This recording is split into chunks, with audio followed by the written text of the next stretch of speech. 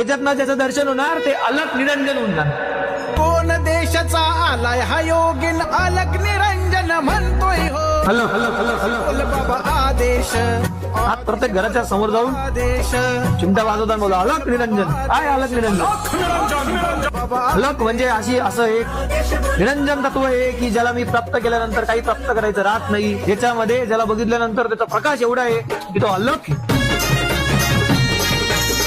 म्हणून ते आपल्याला प्रत्येक वेळेला दाखवतात की माई तुम्हाला भिक्षा दे, त्याच्या बदल्यामध्ये मी तुला त्या तत्वाची जागृती करून देतो. ते अलग निरंजन,